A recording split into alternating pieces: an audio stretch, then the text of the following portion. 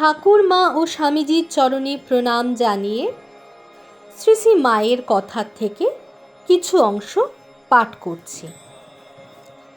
জয়রামবাটি হইতে বাড়ি আসিয়া পূর্বোক্ত খ্যাপা ভক্তটির মনোভাব ক্রমশ খুব পরিবর্তন হইয়া চলিতেছে।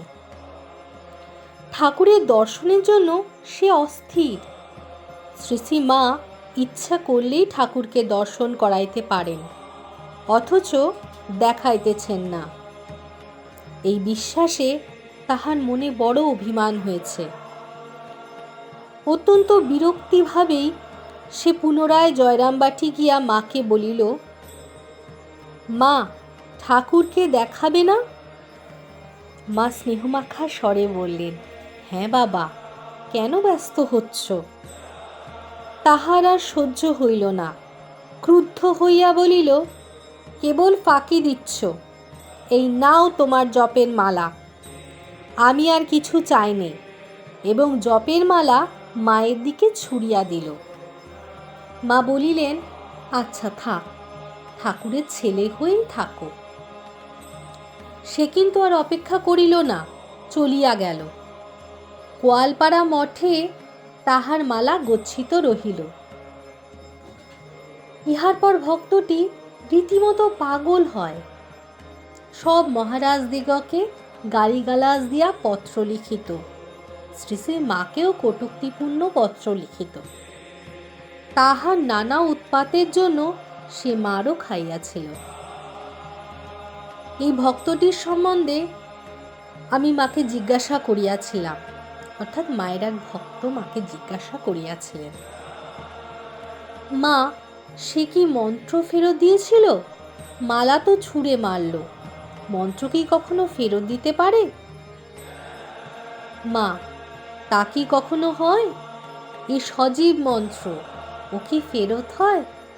যে মন্ত্র একবার পেয়েছে, মহামন্ত্র, যার অর্থাৎ যে গুরুর ওপর একবার ভালোবাসা হয়েছে, তা কি কখনো যায়? ও একদিন না একদিন যখন প্রকৃতিস্থ হবে, তখন এদের সবার পায়ে ধরবে। তখন সেই মায়ের ভক্তটি বলছে, মা, এমন কেন হয়? মা বলছেন, তা হয়ে থাকে। এক গুরুই কতজনকে মন্ত্র দেন, সবাই কি সমান হয়? যে যেমন আধার, তাতে তেমনই বিকাশ হয়। ও জয়রামবাটিতে বললে, মা, আমায় পাগল করে দাও। আমি বললাম, পাগল হবে কেন? অনেক পাপ না হলে কি পাগল হয়?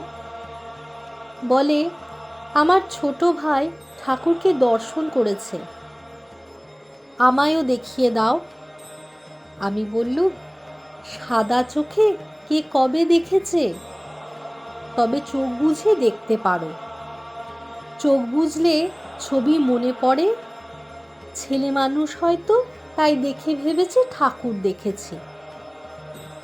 বললুম, তা তুমিও সাধন ভজন করো, তাকে প্রার্থনা করো, তোমারও দর্শন হবে।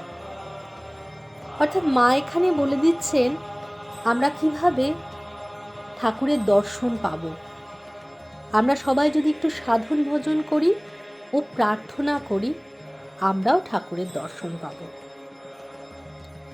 তারপর বলছেন, মানুষ আপন মনে জানতে পারে সে কতদূর এগিয়েছে, কতদূর জ্ঞান চৈতন্য হয়েছে। অন্তরে অন্তরে বুঝতে পারে